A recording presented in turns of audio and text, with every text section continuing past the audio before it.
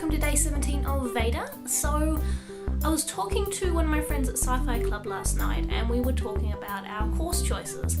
So I thought today I would do my top 9, it should be 10 but it's only 9, courses that if there were no restrictions on my skill or future careers or money, I would like to study. So number 1 is archaeology. I'm doing, as I mentioned in many videos, anthropology, but I would really love to do archaeology, and I'm actually hoping to do that next year, even if it's just for 1 year, if I get to go on my exchange. I also maybe might do a little bit in postgrad if I end up going to Canada, but we'll see how that goes. Number 2 is linguistics. Again, I've mentioned this before, it's something I'm quite interested in. It's definitely an area of human culture I find really interesting, but I'm really quite terrible at learning languages, so that's always put me off doing it. But it might be something I'll look into in future if I do any further postgraduate study.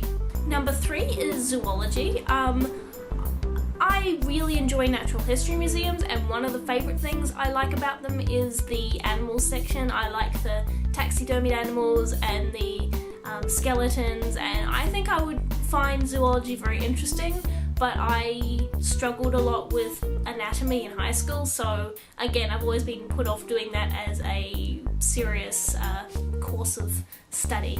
Now number 5 falls under that category of if I wasn't limited by my own skills, and that would be I would love to learn Old English. So I really enjoy English history and I really enjoy linguistics, so Old English seems like a really obvious route to take. I'm not sure how hard or easy it would be, but for me it'll probably be pretty difficult. Now number 6 and number 7 are quite similar. Number 6 is I would really like to learn more in depth prehistorical England.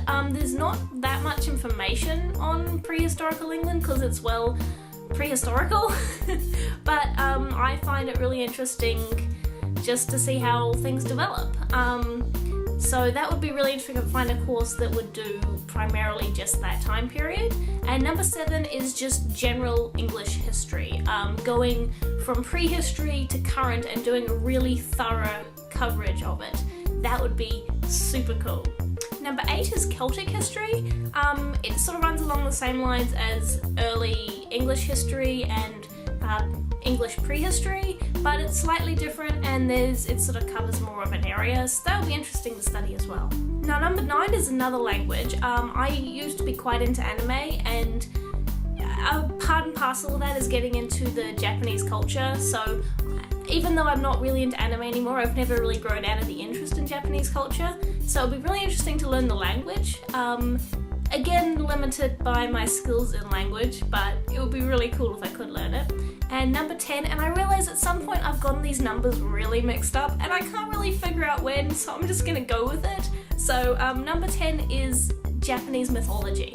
Now this is something I'm really interested in. Mythology is probably the key part of anthropology that I most love. I like folklore and I like people's small belief systems, not necessarily the religion, but like their small beliefs and spirits and monsters and things like that. So the Japanese culture has such a rich spiritual culture that I would really love to learn more about it. So that is those. There were supposed to be 9 and somehow I got to 10 and I don't know which number I skipped, but I'm gonna ask you to forgive me on that one. I'm about to record tomorrow's video because I'm not gonna be anywhere near my camera or a Wi-Fi, so yay, I will see you very shortly. Bye!